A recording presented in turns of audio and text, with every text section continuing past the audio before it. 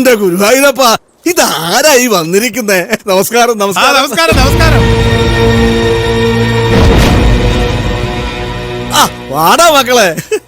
ദാദാ, ഇദ്ദേഹത്തെ മനസ്സിലായില്ലേ? ഇവിടുത്തെ തഹസീൽദാരാ, ബാലഗോപാലമേനോ. നമസ്കാരം. ഇവൻ രാജൻ തമ്പി, മൂത്ത മകനാ. കൊച്ചിയിലെ ബാറുകളും ഹോട്ടലും ഒക്കെ ഇവന്റെ മേൽനോട്ടത്തിലാ. ഇതെന്റെ മരുമകനാ, മനോജ് വർമ്മ.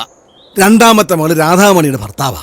ഇവനാണ് ഇവിടുത്തെയും പീരുമേട്ടിലെ എസ്റ്റേറ്റ് കാര്യങ്ങളൊക്കെ നോക്കി നടത്തുന്നത്. അപ്പൊ ഇളയ മോനാണ് പോലീസില്? അതെ. മൂന്നാമത്തവൻ ഹരിഹരൻ തമ്പി.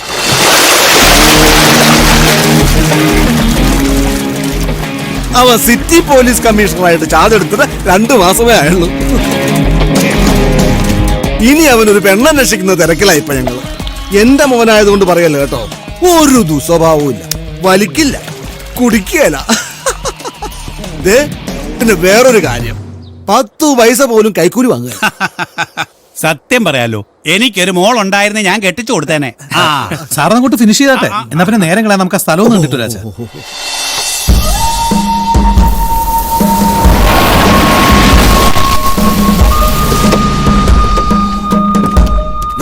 ഈ കാണുന്ന 450 ഏക്കർ സ്ഥലമാണ് ഞാൻ പറഞ്ഞത്. ഇതെന്റെ അച്ഛനപ്പന്മാരുടെ കാലം മുതൽ കൈവശം വെച്ചുകൊണ്ടിരുന്ന ഭൂമിയാണെന്ന് വരുത്തണം. ഈ പുഴയ്ക്ക് അപ്പുറവും ഇപ്പുറവും ചേർന്ന് കിടക്കുന്ന സ്ഥലം ഒരു റിസോർട്ടിന് പറ്റിയതാണെന്ന് ആളിയും പറയുന്നത്. ഒരു കനേഡിയൻ ഗ്രൂപ്പ് കമ്പനിയുമായി കൊളാബറേഷൻ, പാരാഗ്ലൈഡിംഗ് വിത്ത് ഹെലിപാഡ്, ഒരു സ്റ്റാർ കാറ്റഗറിയിലുള്ള ബിഗ് പ്രോജക്റ്റ് ആണ് ഞങ്ങളുടെ ലക്ഷ്യം. അതിന് ബാങ്ക് ലോൺ എടുക്കണമെങ്കിൽ പേപ്പേഴ്സ് എല്ലാം കറക്റ്റ് ആക്കണം. നിലവിൽ പ്രമാണമില്ലാത്ത ഈ ഭൂമിക്ക് പട്ടയം ഉണ്ടാക്കണം, കരമടയ്ക്കണം. അതെ അതെ. പിന്നെ ഭൂമിയിൽ വേറെ ആരും അവകാശം പറഞ്ഞിട്ടില്ലാത്ത സ്ഥിതിക്ക് അതൊക്കെ അങ്ങ് നടക്കും. നടന്നു കിട്ടിയാൽ സാർ ആഗ്രഹിച്ചതുപോലെ എറണാകുളം നഗരത്തില് ഒരു ഫ്ലാറ്റ് രജിസ്റ്റർ ചെയ്ത് കീ അങ്ങ് കയ്യിലോട്ട് തരും. പിന്നെ അല്ലാണ്ട്. പക്ഷേ ഈ കാര്യത്തിൽ ഞാൻ മാത്രം വിചാരിച്ചാ പോരാ, റവന്യൂ മന്ത്രിയെ കൂടി ഒന്ന് പിടിച്ചോണം. ഈ സ്ഥലം മുമ്പ് ആരുടെ പേരിൽ രജിസ്റ്റർ ചെയ്തിട്ടില്ലെന്നും വേറെ അവകാശികൾ ആരുമില്ലെന്നും പട്ടയം അനുവദിക്കാൻ മറ്റു തടസ്സങ്ങളൊന്നുമില്ലെന്നും വില്ലേജ് ഓഫീസർ സർട്ടിഫൈ ചെയ്ത് താലൂക്ക് ഓഫീസിലേക്ക് ഫോർവേഡ് ചെയ്യിക്കണം, എന്റെ ടേബിളിലേക്ക്. വില്ലേജ് ഓഫീസറെ ഞാൻ വിളിച്ചു പറയാം.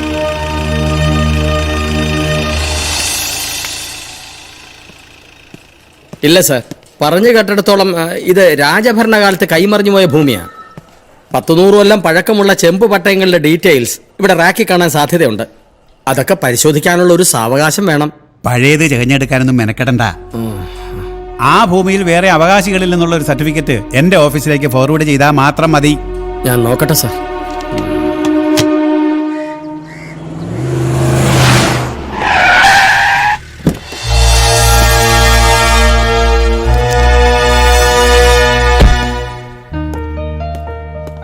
വാടാ മക്കളെ. ഇവനാ ഇളയവൻ ഹരിഹരൻ തമ്പി, ബാലഗോപാലൻ സാർ, തഹസീൽദാരാ, മൂന്നാറിലെ. ഇവിടെ അടുത്തുണ്ടായിരുന്ന ഒരു സ്പിരിറ്റ് റൈഡ് ആയിട്ട് അപ്പോഴച്ഛൻ വിളിച്ചത് ഗസ്റ്റ് ഹൗസിലുണ്ടെന്ന് പറഞ്ഞു. ഇരിക്കൂ സാർ. താങ്ക് യു ചേട്ടാ. ചേട്ടാ, അതെ, ജീപ്പിലൊരു 5 lakhs ഇരിപ്പുണ്ട്. ഇന്ന് റെഡി ചെയ്തപ്പോ കിട്ടിയതാ. അച്ഛനെ ഏൽപ്പിച്ചേക്ക്. അപ്പൊ സാർ കാണാം. വില്ലേജ് ഓഫീസറാ. ഹലോ സാർ, ഞാൻ തോമസ് പാലമറ്റം. താനത് ഫോർവേഡ് ചെയ്തു അല്ലേ? ഇല്ല സർ, ചില പഴയകാല ഫയലുകൾ പരിശോധിച്ചപ്പോൾ ആ ഭൂമിയെ സംബന്ധിച്ച ചില രേഖകളും പ്രമാണങ്ങളും കിട്ടി. എടോ, തന്നോട് ഞാൻ പറഞ്ഞതല്ലേ അതൊന്നും തപ്പിയെടുക്കണ്ടായിരുന്നു. എന്താണോ തന്റെ നാക്കിറങ്ങിപ്പോയോ? സർ, കുമാരൻ തമ്പിയുടേതെന്ന് പറയപ്പെടുന്ന 450 ഏക്കറിന് പട്ടയം അനുവദിച്ചു നൽകാൻ ചില പ്രശ്നങ്ങളുണ്ട്.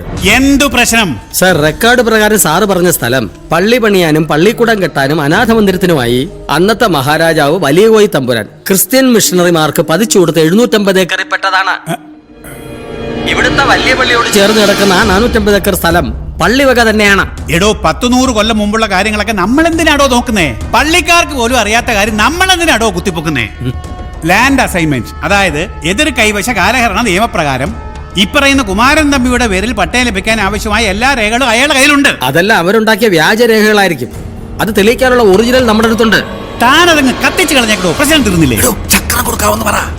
താനൊന്ന് കണ്ണടച്ച ഇപ്പൊ ലക്ഷങ്ങൾ തന്റെ കൈവെള്ളയിലെത്തും. വേണ്ട സർ, അഴിമതിക്ക് കൂട്ടിവെക്കാൻ എനിക്കാവില്ല. വില്ലേജ് ഓഫീസർ ഇടഞ്ഞിരിക്കാതെ അഭിസാറേ. അയാളുടെ പക്കലുള്ള രേഖകൾ നമുക്ക് ദോഷം ചെയ്യും. അങ്ങനെ ഒരു രേഖയോ പ്രമാണമോ അങ്ങയുടെ കയ്യിലുണ്ടെങ്കിൽ അതിന്റെ ആയുസ് ഒറ്റ ദിവസം മാത്രം. പിന്നെ ആ പഴയ ചരിത്രം കുത്തിപ്പൊക്കാൻ ഒരു തെളിവും അവശേഷിക്കത്തില്ല. കുമാരൻ തമ്പി പറയുന്നേ.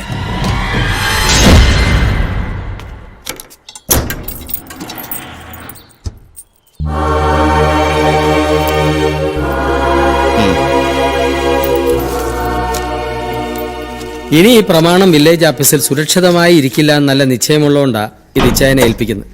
ഇനി നീ വന്ന് ചോദിച്ചാൽ മാത്രമേ ഈ പ്രമാണങ്ങൾ ഈ ലോക്കറിൽ നിന്ന് പുറത്തെടുക്കൂ. തൽക്കാലം ഇതാരും അറിയണ്ട. മനസ്സിലായി. പള്ളിക്ക് കിട്ടേണ്ട സ്ഥലം പള്ളിക്ക് തന്നെ കിട്ടണം. ഞാൻ ഇറങ്ങാ. ഇരുട്ടുന്നതിന് മുമ്പ് മൂന്നാറിലെത്തണം. നീ സൂക്ഷിക്കണം. നിന്നെ സ്വാധീനിക്കാൻ കഴിഞ്ഞില്ലെങ്കിൽ അപായപ്പെടുത്താൻ നോക്കും. മനസ്സാക്ഷിയില്ലാത്ത വർഗമാ.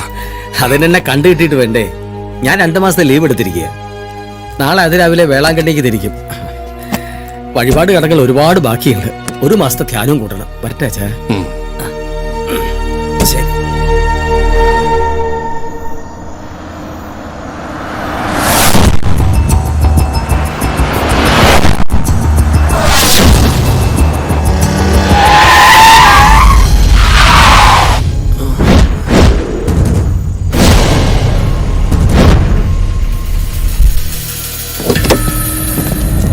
ഓ കൊച്ചുതമാ എങ്ങോട്ടായിട്ടോ ധൃതിയില്?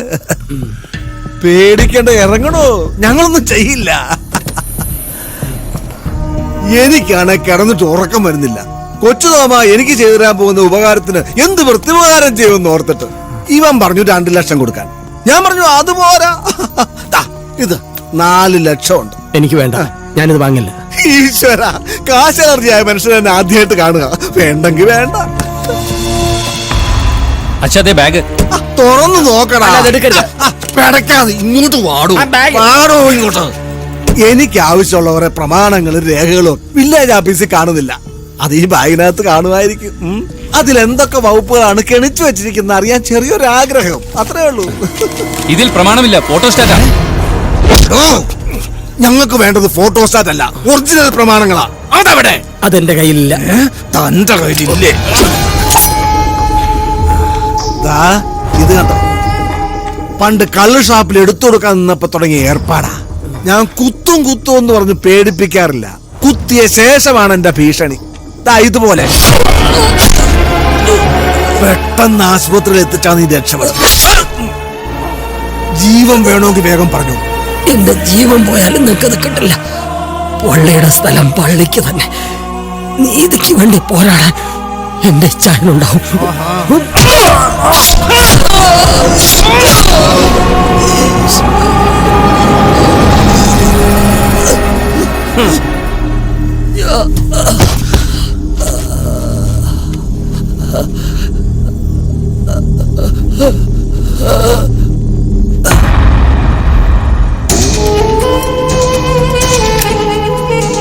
മോനെ രാജ, ഇവന്റെ ബോഡി കാറിലിട്ട് എസ്റ്റേറ്റിലേക്ക് ഉണ്ട്. ശരി അച്ഛാ. മക്കളെ, ആ ക്രെയിൻ മുരുകനെ വിളിച്ച് കാറോടെ ഇവനെ എസ്റ്റേറ്റിലെ ചതുപ്പിലേക്ക് പൂഴ്ത്ത്. പൊടി പോലും പുറം ലോകം കാണരുത്.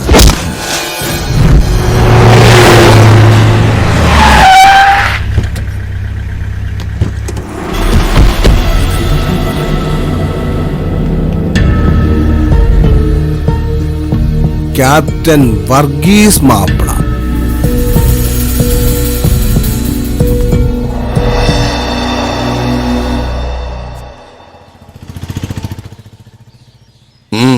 എന്താ? എന്നെ മനസ്സിലായില്ലേ? ഇല്ല. അയ്യോ, മനസ്സിലായില്ലേ?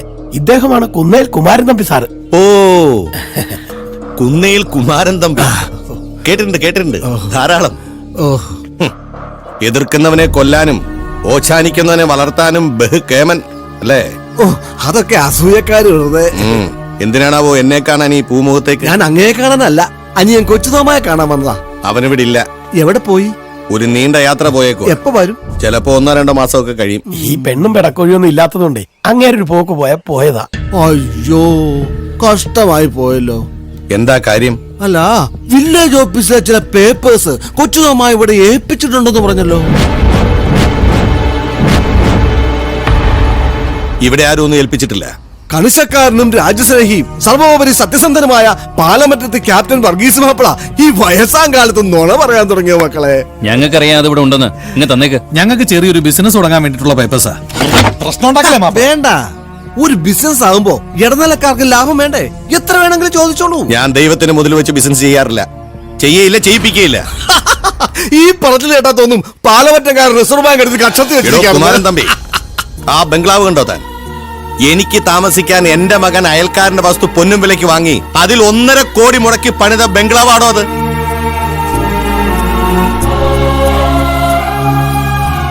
ആ പണത്തിന് ചോരയുടെ മണമുണ്ടെന്ന് ഞാൻ മനസ്സിലാക്കിയതുകൊണ്ടാ അത് ഇന്നും ആൾ താമസമില്ലാതെ അടഞ്ഞു കിടക്കുന്നത്. എന്റെ അപ്പൻ എനിക്ക് തന്ന ഭൂസ്വത്തിന്റെ 3 കൊല്ലത്തെ ആദായം പോലും 30 കൊല്ലത്തെ എന്റെ മിലിറ്ററി സർവീസിൽ നിന്ന് എനിക്ക് ലഭിച്ചിട്ടില്ല. എന്റെ കുടുംബത്തെ മറന്ന് രാജ്യത്തിനു വേണ്ടി ഞാൻ സേവനം അനുഷ്ഠിച്ചത് എന്റെ തൃപ്തിക്ക് വേണ്ടിയാ. എന്റെ കണ്ണുകൾ തന്റെ കടലാസ് നോട്ടുകൾക്ക് മുമ്പിൽ മഞ്ഞളിക്കില്ല. ഇയാടെ അന്തസ് പഴമൂരാണോ കേട്ട് നിൽക്കാതെ കേറി പരിശോധിക്കടാ. വേണ്ട സാർ. മാപ്പിളെ കീറിക്കളയും മത്ത് കീറുന്ന പോലെ കേറി നോക്കണം പിള്ളേരെ. ഈ വീട് മുഴുവൻ അരിച്ചു പറിക്കാലും നിങ്ങൾ ഉദ്ദേശിക്കുന്ന രേഖകൾ ഇവിടുന്ന് കിട്ടില്ല. അതിവിടെയില്ല. ഇളയപ്പൻ കുറെ പേപ്പേഴ്സ് അപ്പച്ചനെ ഏൽപ്പിച്ചു എന്നുള്ളത് ശരിയാ. പക്ഷെ അതെല്ലാം അപ്പച്ചൻ അപ്പോഴേ ബാങ്ക് ലോക്കറിൽ സൂക്ഷിച്ചു. മോളും മിടുക്കിയാണല്ലോ. കുമാരൻ തമ്പിയുടെ ശല്യം ഇനിയും ഇവിടെ തുടരുമ്പോ കെട്ടിക്കാറായ ഈ മോടെ മനസമാധാനം പോവല്ലോ. മോളെ കുറിച്ച് ഓർത്തപ്പോ ധീരനായ വർഗീസ് മാപ്പിള ഇച്ചിരി പേടിച്ചു, ഒന്ന് പതറി അല്ലേ? അതിർത്തിയിലെ ശത്രുവിന്റെ വെടിയുണ്ടകൾക്ക് മുമ്പിൽ നിൽക്കുമ്പോ പതറിയിട്ടില്ലേ ക്യാപ്റ്റൻ മാപ്പിള? പിന്നെ 2 അക്ഷരം കൂട്ടി വായിക്കാൻ അറിയാൻ വയ്യാത്ത നിന്റെ 3-ാംകിട വാക്കുകൾക്ക് മുമ്പിൽ ഇറങ്ങി പോടാ. അയ്യേ വേണ്ട മക്കളെ, മാപ്പിള ഞാൻ പറയുന്ന വഴിക്ക് വരും, വരുത്തും ഞാൻ.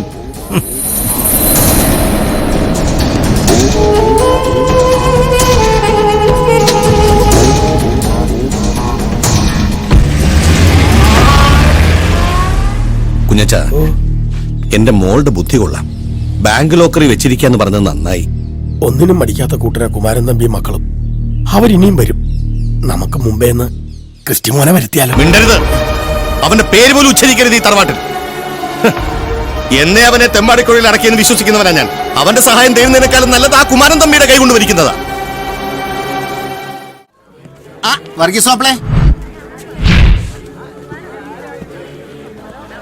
വർഗീസിനെ പിതാവ് തിരക്കായിരുന്നു. എന്താ വിഷയം? വിഷയം വർഗീസിന്റെ ഇളയമോൻ ജോജി തന്നെ. വൈദികവട്ടം സ്വീകരിച്ച് ആദ്യ കുർബാന ചൊല്ലേണ്ടവൻ അവൻ. വർഗീസ് അപേക്ഷിച്ചിട്ടാ ഞാൻ സഭയുടെ നിലവിൽ ജോജിയെ ഉപരിപഠനത്തിനായി ഇറ്റലിയിലേക്ക് അയച്ചത്. വിദ്യാസമ്പന്നനായ ഒരു വൈദികനെ ഈ രൂപത കിട്ടില്ലെന്ന് കരുതി അയാൾ പച്ചമട്ടം വേണ്ടാന്ന് തീരുമാനിച്ചിരിക്കുന്നു. ലോഹം ഉപേക്ഷിച്ച് ഏതോ ഒരു കമ്പനിയിൽ അവിടെ ജോലിക്ക് പ്രവേശിച്ചിരിക്കുന്നു. ഇയാളെന്നാ മറുപടിയൊന്നും പറയാത്തത്? അവന് ദൈവവിളി ഇല്ലായിരിക്കും പിതാവേ. എന്നാലും ലോഹം ഉപേക്ഷിക്കാൻ മാത്രം അവിടെ എന്താ ഉണ്ടായെന്ന് അന്വേഷിക്കണം.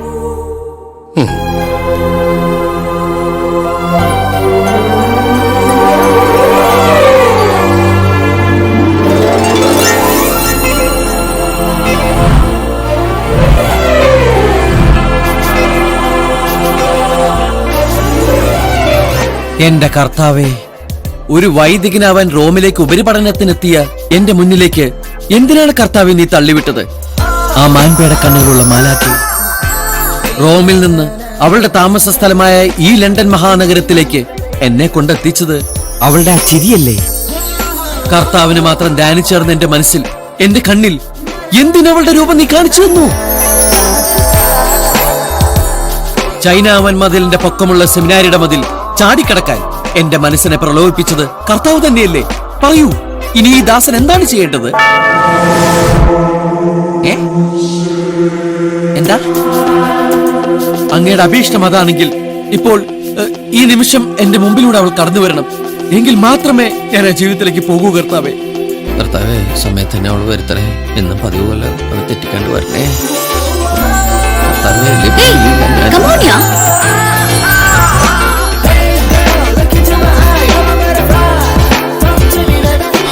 കർത്താവേ. താങ്ക് യു സോ മച്ച് കർത്താവേ. ഹായ്.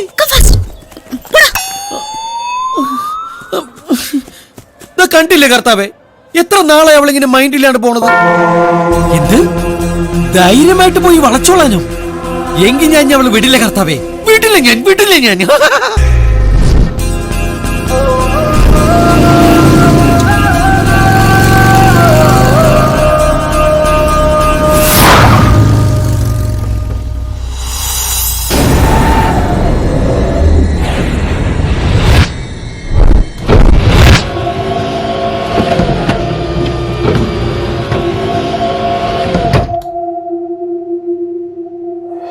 അവൻ മലയാളിയാ, ജോജി വർഗീസ്. ഈശ്വര, ക്രിസ്ത്യാനി ചെറുക്കനോ? ഈ വിവരം എങ്ങനെ നാട്ടിലറിഞ്ഞ? നാട് ഭരിക്കുന്ന മന്ത്രിയുടെ മകളാ. ഇനി പത്രക്കാര് വല്ലതും വിവരം അറിഞ്ഞ നാണക്കേടാ. നിങ്ങൾ ഇങ്ങനെ ഡിസ്കസ് ചെയ്ത് സമയം കളയാതെ അച്ഛൻ ചിറ്റപ്പനെ വിളിച്ച് കാര്യം പറ. മീനാക്ഷിയെ പഠിപ്പിക്കാനാ ഇങ്ങോട്ട് അയച്ചത്. നമ്മളെല്ലാം ഇവിടെ ഉണ്ടെന്നുള്ള വിശ്വാസത്തിലാ. ഇതാ വിളിക്കൂ.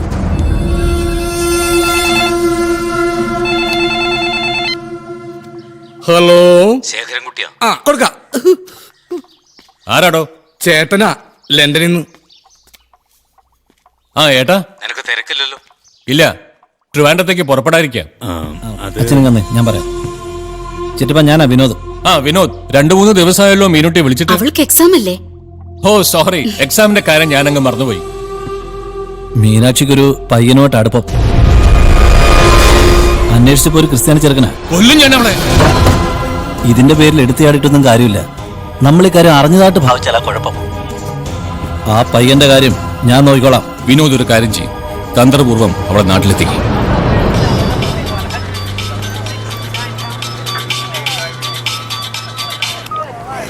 ഹായ് മീനാക്ഷി.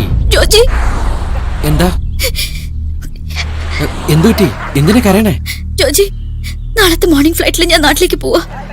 എന്താ ഇങ്ങനെ പെട്ടെന്ന്? എന്റെ അച്ഛനെ ഹോസ്പിറ്റലൈസ് ചെയ്തിരിക്കുക. സീരിയസ് ഒന്നല്ലെന്ന് പറയുന്നത്, പക്ഷെ എനിക്കൊരു സമാധാനമില്ല. മീനു, ധൈര്യമായിട്ടിരിക്കേ. ഹൈ, അച്ഛനൊന്നും വരില്ലെന്നേ. ഞാനും വരാം നാട്ടിലേക്ക്. നമുക്ക് ഒരുമിച്ച് പോവാം. നീ എയർപോർട്ടിൽ നിന്നാ മതി, ഞാൻ അവിടെ എത്തിക്കോളാം.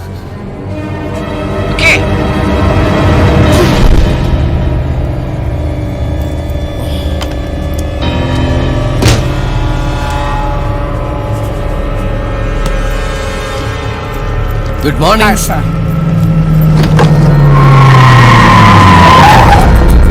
ജോജി വർഗീസ്. യെസ്. എന്റെ കൂട്ടുകാർക്ക് നിന്നെ ഒന്ന് പരിചയപ്പെടണോ? നീ എയർപോർട്ടിലേക്കായിരിക്കും അല്ലേ? നിനക്ക് മീനാക്ഷിയെ തന്നെ പ്രേമിക്കണം. മീനാക്ഷി ഇനി തിരിച്ചു വരില്ലടാ. അവളെ നാട്ടിലെത്തിക്കാനുള്ള ഞങ്ങളുടെ അടവായിരുന്നടാ അവിടെ അച്ഛന്റെ attack.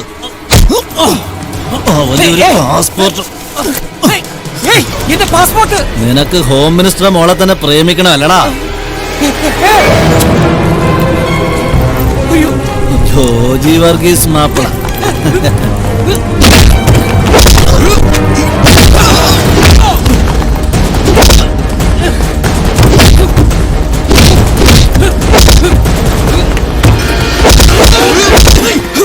Stop! Stop it! Stop! I'll call the police!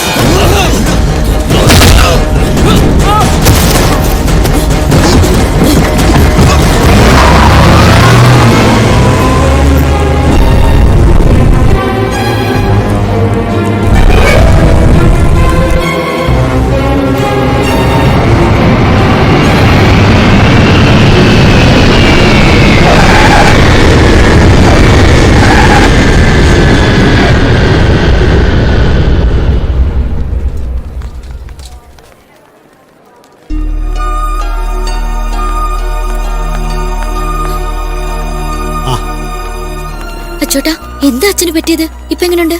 പേടിക്കാനൊന്നുമില്ല, നമ്മൾ വണ്ടിയിലേക്ക്.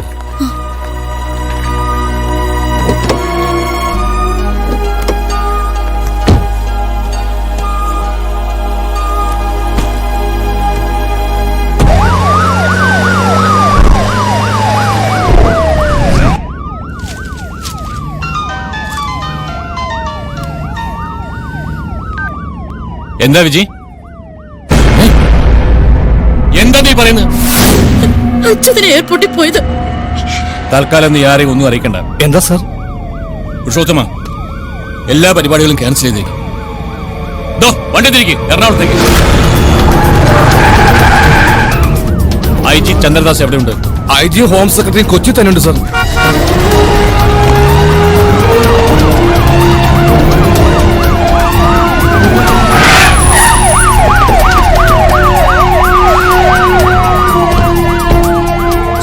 എന്തായിടോ? രാവിലെ 10:45 ഫ്ലൈറ്റ് ലാൻഡ് ചെയ്തത്. ഡ്രൈവർ അച്യുതന്റെ മൊഴിയിൽ നിന്നും എയർപോർട്ടിൽ നിന്ന് കാറിൽ കയറുമ്പോഴാണ് മീനാക്ഷി കിഡ്നാപ്പ് ചെയ്യപ്പെട്ടത്. അത് 3 മണിക്കൂർ മുമ്പ്. കാറിൽ നിന്നും അച്യുതനെ അവർ പുറത്താക്കി. അവരുടെ മുഖം ഐഡന്റിഫൈ ചെയ്യാൻ കഴിയുമെന്ന് അയാൾ വ്യക്തമായി പറയുന്നുണ്ട് സാർ. നീ പറഞ്ഞ ഞാനങ്ങ് തൊണ്ടോടാതെ വിഴുങ്ങുന്നു കരുതിയടാ. സത്യം പറയടാ.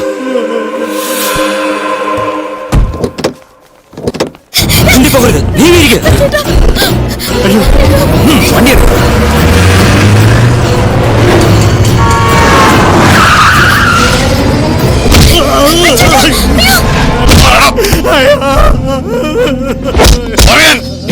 എന്താ ഇത്?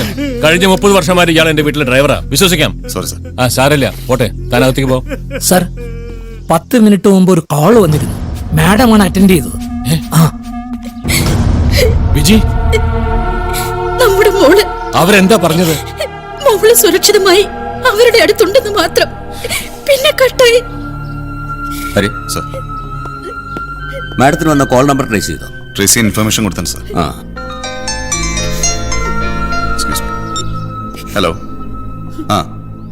ഇനി ഈ വീട്ടിലേക്ക് വരുന്ന എല്ലാ കോൾസും ട്രേസ് ചെയ്യണം. Okay sir. ഇപ്പൊ മാഡത്തിന് വന്ന ലാസ്റ്റ് കോൾ കൽക്കട്ടയിൽ നിന്നാണ് സാർ. കൽക്കട്ടയിൽ നിന്നാ?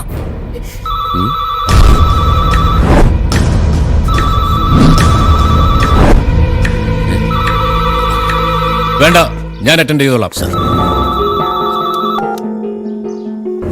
ഹലോ, മിനിസ്റ്റർ വീട്ടിലെത്തിയോന്നറിയാൻ വിളിച്ചതാ. എന്റെ മോൾ എവിടെ? എന്റെ അടുത്ത് സുഖമായിട്ടിരിക്കുന്നു. നിങ്ങൾക്ക് എന്താ വേണ്ടത്? അറിയിക്കാം. അതിനു മുൻപ് പോലീസുമായി കൂടിയാലോചിച്ച് മോളുടെ ജീവൻ അപകടത്തിലാക്കരുത്. സർ, കൽക്കട്ട പോലീസുമായിട്ട് നമുക്കൊന്ന്. താനിത് ഇനി കൊട്ടി ഘോഷിക്കണ്ട. പത്രക്കാരും ടി വിക്കാരും എന്തെങ്കിലും ഒന്ന് വീണ് കിട്ടാൻ കാത്തു കെട്ടി കെടുപ്പ. ഹലോ.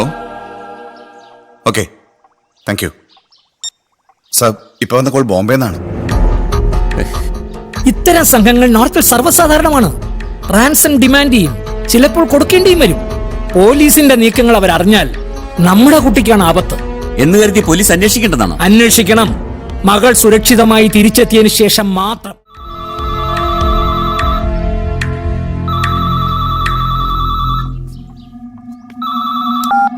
ഹലോ.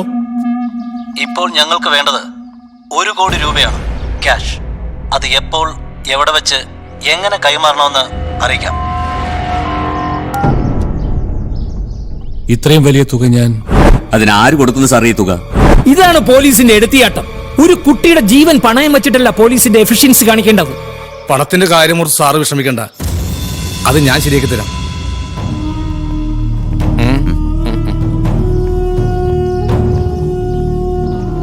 ഇതേ ദൈവമായിട്ട് കൊണ്ടെത്തുന്ന അവസര. പണമെറിഞ്ഞാൽ വീഴാത്ത ആളാണ് സുധാകർ സാറിന് അറിയാലോ. റവന്യൂ മിനിസ്റ്റർ KK ബാലനോട് ഹോം മിനിസ്റ്റർ ഒന്ന് വിളിച്ചു പറഞ്ഞാൽ മതി. നിങ്ങളുടെ പട്ടയത്തിന്റെ കാര്യം പുഷ്പം പോലെ നടത്തിയെടുക്ക. അതിനുവേണ്ടി 2-3 കോടി മുടക്കാമെന്ന് സാറിന്റെ അച്ഛനെ വേണ്ടി സമ്മതിച്ചിട്ടുണ്ട്. സാർ ഈ നേരത്തെ ചില പോലീസുകാരുടെ ചൊറിഞ്ഞ വർത്താനം പറഞ്ഞുകൊണ്ട് കുത്തിത്തിരിപ്പുണ്ടാക്കാൻ നിൽക്കണ്ട. ഞാൻ തമ്പി സാറിനൊന്ന് വിളിക്കട്ടെ. ഹലോ തമ്പി സാറേ, ഞാനാ പുരുഷോത്തമൻ. അന്ന് പറഞ്ഞ പട്ടയത്തിന്റെ കാര്യമില്ലേ?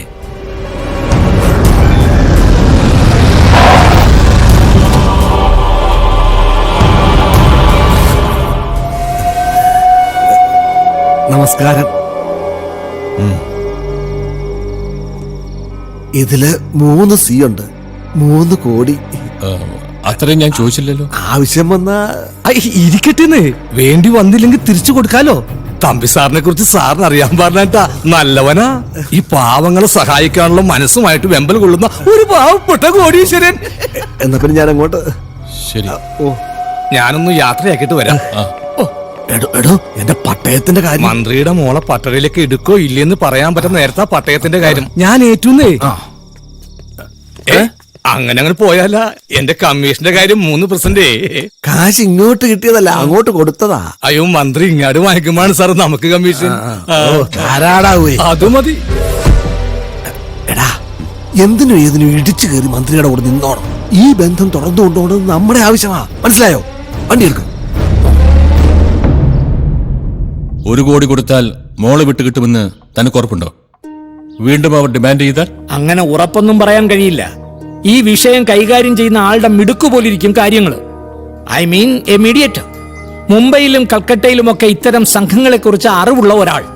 ഇതുപോലൊരു പ്രോബ്ലം ഡൽഹി ഡിഫൻസ് മിനിസ്റ്റർക്ക് വന്നപ്പോ സഹായിച്ചത് മുംബൈയിൽ നിന്നൊരാളാ, അതും പോലീസിന്റെ അറിവോടെ. അന്ന് ഞാൻ ആ ഡിഫൻസ് മിനിസ്റ്ററുടെ സെക്രട്ടറി ആയിരുന്നു.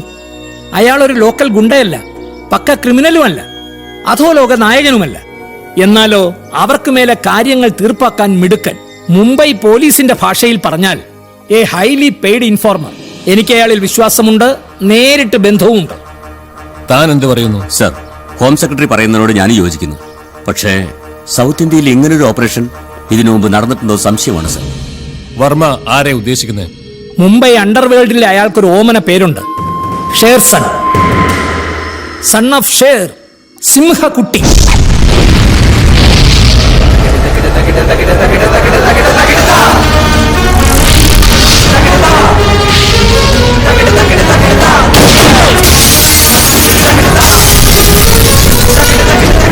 Actually, he is a Malayali.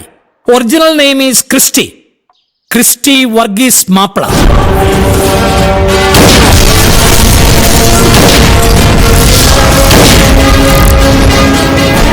North Indian സുഹൃത്തുക്കൾക്കിടയിൽ അയാൾ മദ്രാസി മാപ്പിളയാണ്.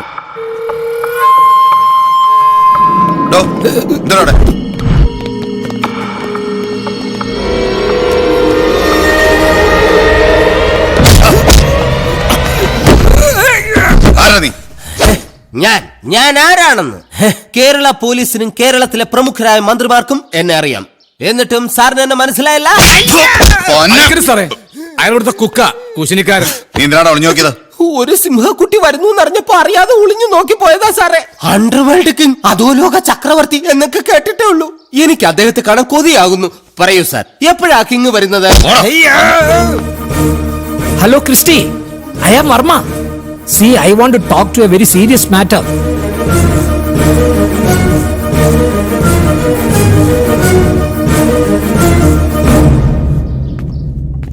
എന്തായിടോ? കേരളത്തിലേക്ക് അയാൾക്ക് താല്പര്യമില്ലെന്ന്. ഡോണ്ട് വറി സാർ, ഞാൻ ഡൽഹിയിൽ നിന്ന് പറയിപ്പിച്ചോളാം. ഡിഫൻസ് മിനിസ്റ്റർ പറഞ്ഞാൽ അയാൾക്ക് ഒഴിഞ്ഞു മാറാനാവില്ല. പിന്നെ എന്തായാലും sir, Mumbai to Cochin immediately 2-3 air tickets book ചെയ്യണം, ബിസിനസ് ക്ലാസ്. എയർപോർട്ടിലേക്ക് ഒരു ബെൻസ് കാറും.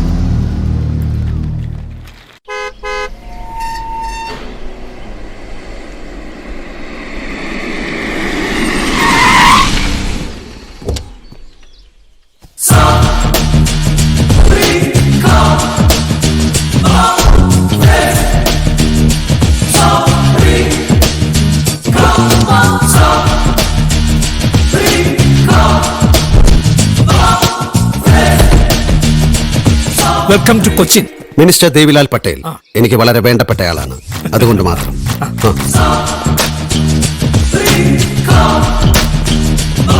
Home minister Sudhakaran sir. Hello. Hello. IG Chandradas. Hello. Hello. ഇത് commissioner Hariharan Thampi. Hello. Hello. അയ്യോ സാറേ, ഇത് അങ്ങാട്ടങ്ങാട്ടാ പിടിച്ചാണ് എന്റെ പളനിമല അയ്യപ്പ. അയ്യോ, ഞാൻ കടിച്ച് തിന്നട്ടാ.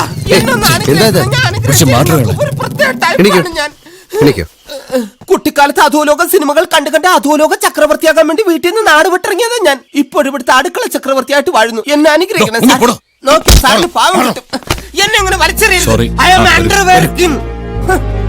പോയാ. Okay, let's come to the matter. എന്താണ് അവരുടെ ഡിമാൻഡ്സ്? 1 കോടി. പണം എന്റെ കയ്യിലുണ്ട്. എത്ര? 1 കോടി. അത് പോരല്ലോ. 2 കോടി 10 ലക്ഷം. 1 കോടി അവർക്ക്, 1 കോടി 10 ലക്ഷം എനിക്ക്. ഫീസിന്റെ കാര്യത്തിൽ അവരെക്കാൾ ഒരു പടി മുന്നിലാ ഞാൻ. കണക്ക് പറയുന്നത് ഒരു മന്ത്രിയോടാണെന്ന് ഓർമ്മ വേണം. അല്ല, ഒരു പാലം വിട്ട്. പാലം വേണ്ട. പാലം പണിത് അങ്ങോട്ടും ഇങ്ങോട്ടും നടക്കുന്ന ശീലം എനിക്കില്ല. സാർ, നമുക്ക് നമ്മളുടെ മോളുടെ ജീവനിലെ സാർ വലുത്. പണം കൊടുക്കാതെ തന്നെ എന്റെ മോളുടെ ജീവൻ രക്ഷപ്പെടുത്താൻ കഴിയില്ല തനിക്ക്. എന്തായത്? ജോലി ചെയ്യുന്നവർക്ക് ശമ്പളം കൊടുക്കണ്ടേ സാർ? ഈ കിഡ്നാപ്പ് ചെയ്ത ആൾ എവിടെയാന്ന് എഴുതിയിട്ട് തന്റെ നീക്കം? ഇവിടുത്തെ ലാൻഡ് ലൈനിലേക്ക് വന്ന first call from Calcutta, second call from Mumbai, third one from Delhi. അതും കിഡ്നാപ്പ് ചെയ്യപ്പെട്ട് 4 മണിക്കൂറിനുള്ളിൽ. ഇത്രയും സമയത്തിനകം ഈ പറഞ്ഞ 3 സ്ഥലത്തും പെൺകുട്ടിയുമായി അവർക്ക് എത്തിച്ചേരാൻ കഴിയില്ല. സോ അവർ കേരളം വിട്ടു പോയിട്ടില്ല. ബാക്കി കാര്യം എനിക്ക് വിട്ടേക്കൂ sir. No Ranjith sir, you attend the call. Hello, എവിടെ? സർ, പണവുമായി ഷിപ്പ്യാർഡിൽ 2-ാം നമ്പർ ക്രെയിനിന് സമീപം നിൽക്കണമെന്ന്. അവിടെ അയാളുടെ ആള് വരുമെന്ന്. ഇനിയിപ്പോ കാര്യം നിസ്സാരമല്ലേ? ആ ഏജന്റിനെ പിന്തുടർന്നാൽ ഏത് വീട്ടിക്കും സ്ഥലത്തെത്താം. അനിയന്റെ പേരെന്താന്നാ പറഞ്ഞ? ഹരിഹരൻ തുമ്പി. തമ്പി. ഹരിഹരോ, ഈ കൊള്ളക്കാരും ക്രിമിനൽസും കിഡ്നാപ്പേഴ്സും ഒക്കെ വെറും മണ്ടന്മാരാണെന്ന് വിചാരിക്കുന്ന പോലീസുകാരാണ് യഥാർത്ഥ മണ്ടന്മാർ. ഞങ്ങളൊക്കെ പഠിച്ച് IPS എടുത്തിട്ടില്ലെങ്കിലും ഈ കളിയിൽ ICS നേടിയവരാണ്. Indian criminal service. അതങ്ങ് മസൂരിയിൽ നിന്ന് ചാർത്തി കിട്ടുന്ന ഒരു പട്ടമല്ല, അണ്ടർവേൾഡിൽ നിന്ന് കിട്ടുന്ന ഒരു പുരസ്കാരമാണ്. അതുകൊണ്ട് don't be a fool. Okay, sorry sir. ഹരിഹരോ, വൺ മോർ തിങ്. എന്നെ പിന്തുടർന്ന് എന്റെ മേൽ ആധിപത്യം സ്ഥാപിക്കാനുള്ള പോലീസിന്റെ തന്ത്രം എന്റെ അടുത്ത് കാണിച്ചാൽ നെഞ്ചിൽ കത്തികയറ്റിക്കളയും ഞാൻ. പിന്നെ അത് S ആകൃതിയിലുള്ളതാണോ T ആകൃതിയിലുള്ളതാണോ എന്ന് അന്വേഷിക്കാൻ ഉത്തരവിടേണ്ട ചുമതല മന്ത്രിക്കുണ്ടായിരുന്നു. Ranjith ji, take the phone. Okay sir, bring the money. Cash. Purushothaman sir, ആ ക്യാഷ് എടുത്ത് കൊടുത്തേക്ക്. ഓ,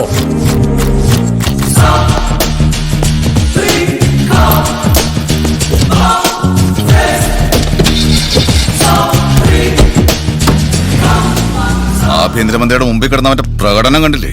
ബോൾ ഇപ്പൊ അവന്റെ കോർട്ടിലാണ്. എന്റെ മോളെ തിരിച്ചു കിട്ടിയ പിന്നെ കേരളത്തിലെ മന്ത്രിയും പോലീസും ആരാണെന്ന് ഞാൻ കാണിച്ചു കൊടുക്കും.